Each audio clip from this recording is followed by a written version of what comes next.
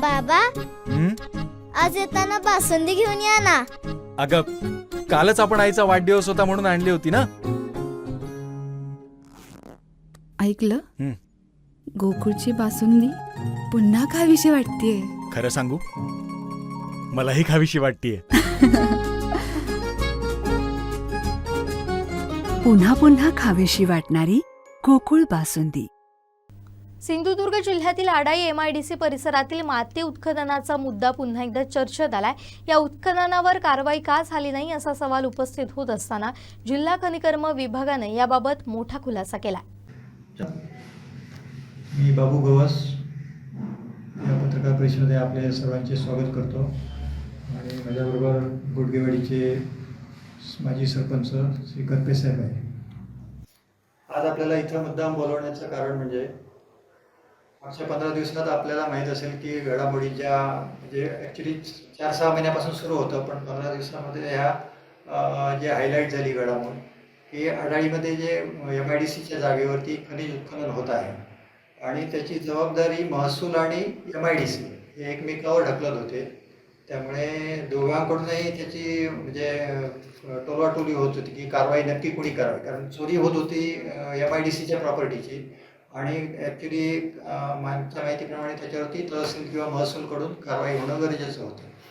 परंतु त्याच्यामध्ये तक्रार झाल्यानंतर सिंधुदुर्ग जे खनिकर्म विभाग जो आहे तर त्यांनी त्यांच्याकडे माहिती घेतली असता तत्पूर्वी उद्योगमंत्र्यांनी पण कारवाईचे आदेश दिलेले होते आणि ह्या गोष्टीला 15 दिवस होऊन गेल्यानंतरही काय कारवाई झाली याच्यासाठी चौकशी केली असता सिंधुदुर्गचे खनिकर्म अधिकारी यांनी स्वतः म्हणजे आपल्याकडे या कारवाईचे अधिकार नाहीत अशा प्रकारचं पत्र दिलेलं आहे आणि त्यांनी नागपूर येथील संचालक भूविज्ञान आणि खनिकर्म संचालनालय यांच्याकडे कारवाईसाठी आपण प्रस्ताव पाठवल्याचे सांगितलेलं आहे. यावरून असं दिसतं की ही जी भूमाफिया आहेत त्यांना फाटीशी घालण्याचा हा प्रकार आहे, कारण सिंधुदुर्गातल्या खनिज संपत्तीचं संरक्षण नागपूरमध्ये बसून केलं जाऊ शकत नाही. त्याच्यासाठी इथं स्थानिक लेवलवरती काहीतरी यंत्रणा असायला पाहिजे, जी यंत्रणा इथं अजिबात नाही आहे आणि त्यांनी स्वतः ते मान्य केलेलं आहे. त्यामुळे इथले जी काय चोरी आहे किंवा जी काय तस्करी आहे ह्याच्यावरती आळा घातला जाऊ शकणार नाही आणि ह्या गोष्टीचा फायदा घेऊन समाजकंटक म्हणा किंवा भूमाफिया म्हणा किंवा सत्ताधाऱ्यांचे काहीतरी लागेबांधे असलेली लोकं म्हणा ही एवढं मोठं धाडस करत आहे. रात्रभर तिथं मशिनरी म्हणजे ते काय अगदी कुठं तरी गुपचूप नेल्याचा विषय नाही आहे, राजरोसपणे चाललेला धंदा आहे. सासोलीमध्ये होत आहे, तळवणीमध्ये होत आहे. तर अशा प्रकारचा हा जो काय धंदा सुरू आहे याच्यातनं म्हणजे शासनाचा महसूल बुडवला जातो आहे. MIDCच्या जागेमध्ये नासधूस केली जाते. तिथं त्यांनी केलेलं प्लॉटिंग होतं, रेखांकन होतं. ह्या सगळ्या गोष्टी म्हणजे पूर्णपणे उद्ध्वस्त करून MIDCचा पैसा ह्याच्यात वाया गेलेला आहे, शासनाचा महसूल बुडलेला आहे आणि एक प्रकारे इथल्या खनिकर्म विभागाने या भूमाफियांसमोर हात टेकलेले आहेत असं म्हणायला हरकत नाही. आणि त्यामुळे ह्या गोष्टीवरती व्यवस्थित म्हणजे सरकारचं कुठलंही नियंत्रण नाही, मंत्र्यांचं नियंत्रण नाही किंवा कदाचित त्यांच्या संगनमताने हे चाललेलं असू शकतं अशा प्रकारचा संशय लोक व्यक्त करत आहेत. त्यामुळे ह्याच्यावरती त्वरित कारवाई व्हावी यासाठी ही मुख्य मागणी आहे आमची. आणि उद्योगमंत्र्यांच्या आदेशाचं नेमकं पुढे काय झालं, की फक्त जनतेची दिशाभूल करण्यासाठी आदेश दिले होते की काय, अशा प्रकारचा एक संशय मनामध्ये गोळा होता. कारण उद्योगमंत्र्यांना माहीत असायला पाहिजे ह्याच्यावरती कारवाई कोण करू शकतं, मग कुणाला आदेश द्यायला पाहिजे. तर कलेक्टरना आदेश दिले, कलेक्टर मग शोधणार म्हणजे याची कॉम्पिटंट ऑथॉरिटी कोण आहे. मग ह्याच्यामध्ये आता 15 दिवस आणखी गेलेले आहेत. म्हणजे ज्यांनी जिथं साठा केलेला आहे किंवा जे खनिज उत्खनन झालेलं आहे त्याची विल्हेवाट लावण्यासाठी त्यांना संधी दिली जाते की काय, अशा प्रकारची शंका घेण्यास वाव आहे. त्यामुळे ह्या आडाळीच्या खनिज उत्खननावरती त्वरित कारवाई व्हायला पाहिजे ही आमची प्रमुख मागणी आहे. आणि असे जर भूमाफिया गावोगावी जर असे बोकाळले तर सिंधुदुर्गातली जी काही नैसर्गिक संपत्ती आहे, जल, जंगल आणि जमीन, ह्या गोष्टीचा ऱ्हास व्हायला किंवा इथलं चंद्रपूर व्हायला वेळ लागणार नाही. तर ही गोष्टी जर टाळायच्या असतील तर त्याच्यावरती आळा घालू शकणारे किंवा त्याच्यावरती कारवाई करू शकणाऱ्या ऑथॉरिटी ह्या इथं असल्या पाहिजेत किंवा इथल्या कोणाला तरी ते अधिकार असले पाहिजेत. आणि मला वाटतं खनिकर्म विभाग असू दे किंवा महसूल विभाग असू दे, तहसीलदारांनी पण याच्यावरती कारवाई करायला हवी होती. कारण रोज रात्रभर तिथं गाड्या चालत होत्या आणि कितीतरी टन ते खनिज हे उत्खनन झालेलं आहे आणि हे सगळं दिवसा म्हणजे डोळ्यात देखत होतं आहे. त्यामुळे ह्याच्यावरती जे कोणाला अधिकार आहेत त्या त्याने कारवाई करावी आणि ह्या भूतस्करीला किंवा खनिज माफियांना आळा घालावा ही आमची प्रमुख मागणी आहे. दुसरा एक विषय साहेब, दोडामार्ग तिलारी जो रस्ता आहे जे काम सुरू आहे त्याच्यामध्ये आम्ही आजपर्यंत लक्ष घातलं नव्हतं. खरं तर आम्ही सिंधुदुर्गामध्ये एक ऐतिहासिक मोर्चा झालेला की गावातल्या प्राथमिक शाळा किंवा जी काही माध्यमिक विद्यालय आहेत यांना पटसंख्येचे जास्त निकष लावल्यामुळे काही शाळा बंद होण्याच्या मार्गावर, काही शाळामध्ये शिक्षक शून्य झालेले आणि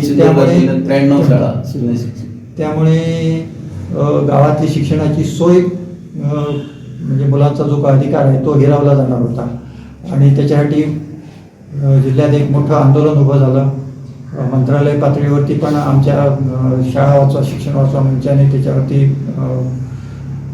पाठपुरावा केलेला आहे आणि त्यातून थोडंसं समाधानकारक असे निकष लावले गेले. ॲक्च्युली 20% निकष होता तो 10वरती आणला गेला, पण त्यातूनही अजूनही काही शाळा ह्या डेंजर झोनमध्ये आहे. तर त्यातल्या बरीचशी आता दोडामार्ग तालुक्यामध्ये बहुतांश वस्ती, आता समजा मांगेली म्हटलं तर मांगेलीमध्ये पूर्णपणे हिंदू समाजाची वस्ती आहे आणि सुदैवाने म्हणा दिल्लीपासून दोडामार्गपर्यंत सगळीकडे हिंदूंच्या विचारांची लोक सत्तेमध्ये आहेत.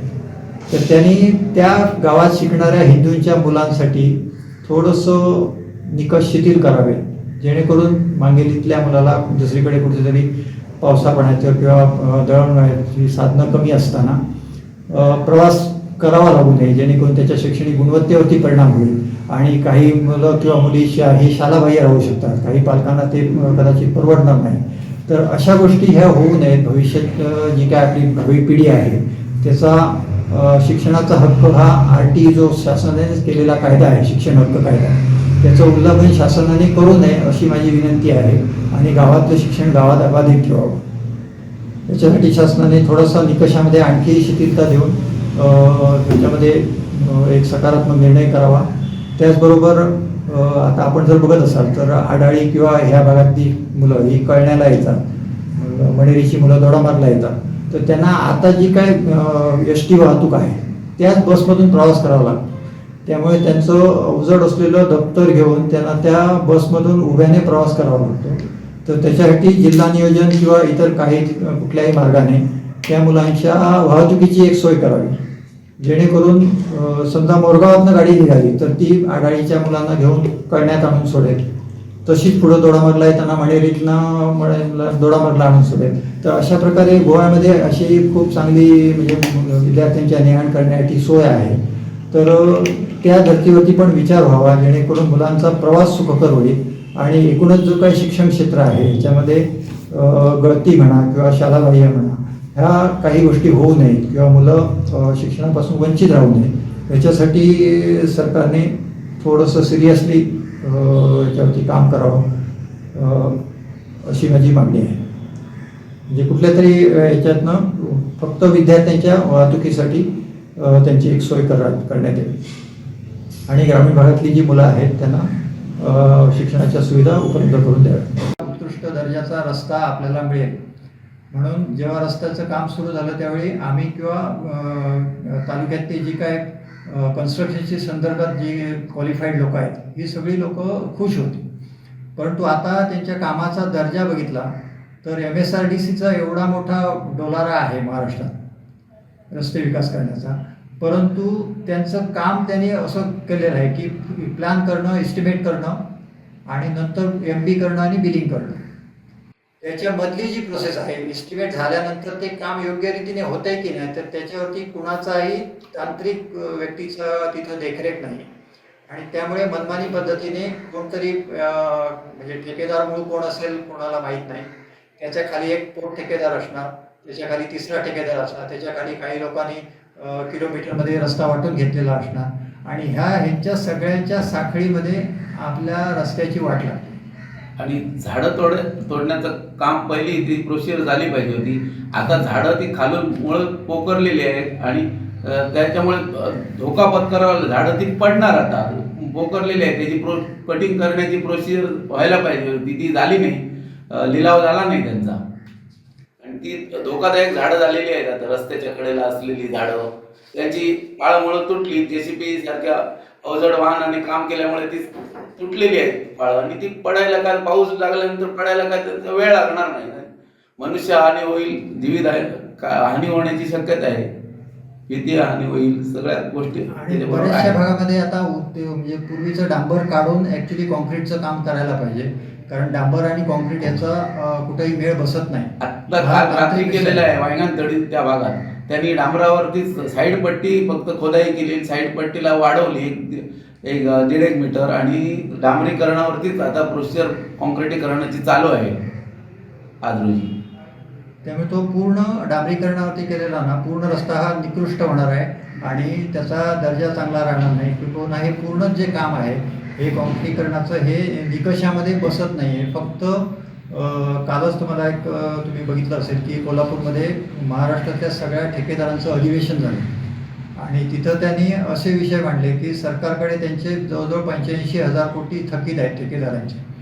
मग हे जर तुमच्याकडे केलेल्या कामाचे पैसे द्यायला जर पैसे नसतील तर नवीन नवीन कामं तुम्ही का करताय? आणि त्यातही आणखी एक दुसरी खेदाची गोष्ट आहे की 56 ते 60% हे पैसे फक्त ह्या जी काय मधली चेन आहे त्याच्यामध्ये वाटले जातात. ह्या ठेकेदारांचा मी तुम्हाला बाईट देऊ शकतो. त्यांनी तिथं केलेला आरोप आहे की 60% मंत्रालयापासून ते सगळं पूर्ण खाली होईपर्यंत वाटले जातात आणि 40% काम केलं जातं आणि त्यामुळे प्रत्येक काम हे बोगस होत आहे, प्रत्येक काम निकृष्ट होत आहे. आपला जो हा गोवा मुंबई जो महामार्ग आहे त्याच्यात आपण जर बघितला तर 1 किलोमीटरचा कुठलाही मला तुम्ही पॅसेज दाखवा, 1 किलोमीटरचा पट्टा जिथं गाडी जंप होत नाही, कारण पूर्ण रस्ता निकृष्ट आहे. म्हणजे जर स्पीडने गाडी गेली तर ती जंप होते आणि चांगला रस्ता म्हणजे व्यवस्थित हायवे करायचं कारण काय आहे तर प्रवासाला वेळ कमी लागावा म्हणून, परंतु ॲक्च्युली तो हेतू साध्य होत नाही. उलट त्याच्यामुळे अपघाताची शक्यता वाढते. त्यामुळे दोडामार्ग तिलारीमध्ये पण आणि ज्या MSRDCने लक्ष घालावं, त्याचा दर्जेदार काम होईल याच्यासाठी प्रयत्न करावेत. तिथं तांत्रिक सल्लागार तिथं कामावरती देखरेख करण्यासाठी, कारण कोणतरी ते लेबर क्लास लोक येतात आणि काम करतायत, बाकी तिथं कुठलाही टेक्निकल जो काय विषय आहे तो बघितला जात नाही. त्यामुळे त्याचा जो काय दर्जा आहे तो व्यवस्थित टिकावा, जेणेकरून भविष्यात तो रस्ता आपल्याला बरेच दिवस म्हणजे विदाऊट मेंटेनन्स वापरता येईल. आणि फक्त बजेट खर्च करण्यासाठी जर केला जात असेल तर मग काय त्याला इलाज नाही, कारण कुंपणच शेत खाते असं म्हणण्याचा आपल्याला म्हणावं लागेल. आणि त्याच्यासाठी जी कामं काढली जातात किंवा त्याच्यासाठी टेंडर पास केली जातात की काय असा संशय घ्यायला पण वाव आहे. तिसरा मुद्दा सर SIRचा आहे. SIR प्रक्रिया आता महाराष्ट्रात किंवा सिंधुदुर्गात सुरू आहे आणि आपल्या बंगालमध्ये आपण बघितलं असेल, पश्चिम बंगालमध्ये तर SIR वरून निवडणूक आयोग खूप बदनाम झाला होता. ॲक्च्युली त्यांना त्याचा काय म्हणजे टीका किंवा ह्या गोष्टीचा त्यांना विशेष फरक पडत नाही, कारण त्यांना मनमानीच करायची असते. त्यामुळे माझं म्हणजे विनंती आहे की महाराष्ट्राचा जो निवडणूक आयोग आहे त्यांना थोडीशी आपली पद सावरायची ही संधी आहे. म्हणजे देशात जी काय निवडणूक आयोगाची पद घसरलेली आहे ती सावरायची संधी आहे. त्याच्यासाठी मी जे शासनाचे BLO आहेत किंवा जे काय निवडणूक अधिकारी आहेत, कालच प्रांत अधिकाऱ्यांनी आमच्या राजकीय पदाधिकाऱ्यांची मिटिंगही घेतली होती, पण हे फक्त सोपस्कार असतात. तर काँग्रेस पक्ष म्हणून आमचे प्रत्येक बूथवरती BLA आम्ही देत आहोत आता आणि त्या प्रत्येक प्रक्रियेवरती लक्ष ठेवून कुठल्याही पात्र मतदाराचं नाव वगळलं जाऊ नये याच्यासाठी आम्ही काटेकोरपणे त्याच्यावरती लक्ष ठेवून आहोत आणि त्या SIR प्रक्रियेमध्ये पूर्णपणे व्यवस्थित ते काम पारदर्शक व्हावं, सत्ताधाऱ्यांच्या दबावाखाली केलं जाऊ नये असं माझं आवाहन आहे निवडणूक निर्णय अधिकाऱ्यांना. आणि त्यातनं कुणीही निवडणूक आयोगावरती बोट दाखवेल किंवा शंका उपस्थित करेल अशा प्रकारचं कुठलंही काम त्या प्रक्रियेमध्ये होता नाही याच्यासाठी आम्हीही लक्ष ठेवणार आहोत. पण प्रशासनाला आम्ही त्याच्यात पूर्ण सहकार्य करू फक्त प्रशासनाकडून एवढीच आमची अपेक्षा आहे की काही विशिष्ट नावं मुद्दाम हेतुपुरस्कर, कारण आता ते 2002चं मॅपिंग आहे, कुठून तरी शिफ्ट झालेला मतदार असेल तर त्याचं मुद्दाम जाणून बुजून ते वगळणं किंवा त्याला नंतर मग समाविष्ट करून घेतो म्हणून जसं बंगालमध्ये झालं की 91 लाख लोक वगळले गेले मतदार आणि 21 लाख लोक मध्येच ठेवली गेली, म्हणजे ते वगळले नाहीत आणि त्यांना मतदानाचा हक्कही मिळाला नाही. तर अशा प्रकारे कुणाचाही हक्क हिरावून घेतला जाऊ नये याच्यासाठी म्हणजे निवडणूक शाखेला म्हणा किंवा इथल्या जो काय निवडणूक आयोग आहे त्यांना आमची विनंती आहे की ही SIR प्रक्रिया ही पूर्णपणे पारदर्शक करावी, जेणेकरून कोणालाही तक्रार करायला वावरणार नाही. त्याच्यानंतर आणखी एक विषय गांजा लागवडीचा आपल्याला म्हणजे गेली बरीच वर्ष ह्याची चर्चा सुरू आहे, परंतु डोंगर पोखरला तरी काय आपल्याला उंदीरही सापडत नाही आहे असा विषय आहे. त्यामुळे काल तर जबाबदार लोकप्रतिनिधींनी आरोप केले दोडामार्ग तालुक्याचं, त्यातनं नाव थोडंसं बदनाम होतं आहे. तर माझी पोलीस प्रशासनाकडे मागणी आहे की जर खरोखर गांजाची लागवड होत असेल तर ती जी काय संशयित ठिकाणं आहेत ह्याची पोलीस प्रशासनाने आमचे लोकप्रतिनिधी म्हणा किंवा पत्रकार बंधू म्हणा यांच्या समक्ष जाऊन झाडाझडती घ्यावी आणि त्यातून जर आढळलं खरंच असेल तर त्याच्यावरती कारवाई करावी, नसेल तर दोडामार्ग तालुक्याचं उगाच नाव बदनाम करू नये आणि त्याच्यासाठी त्यातलं जे काय तथ्य आहे, जी काय शहानिशा आहे ती या सर्वांसमक्ष केली जावी, जेणेकरून भविष्यात असे आरोप होणार नाही किंवा कोणाची धाडसही होणार नाही. आणि खरोखर असेल तर माझा आरोपही नाही किंवा मी त्याला क्लीन चिट देतो असा विषय नाही, फक्त जी काय वस्तुस्थिती आहे ती बाहेर यावी आणि त्याच्यासाठी पोलीस प्रशासनाने पुढाकार घ्यावा, जेणेकरून तालुक्याचं नाव बदनाम होणार नाही. याच्यासाठी त्यांनी प्रयत्न करावे. त्याच्यासाठी आम्ही त्यांना पूर्ण सहकार्य करायला तयार आहोत आणि आपल्या पत्रकार बंधू समक्ष त्यांनी हे कॅम्पेन राबवावं, जेणेकरून त्याच्यातलं जे काय खरं असेल ते बाहेर येईल. आणखी एक विषय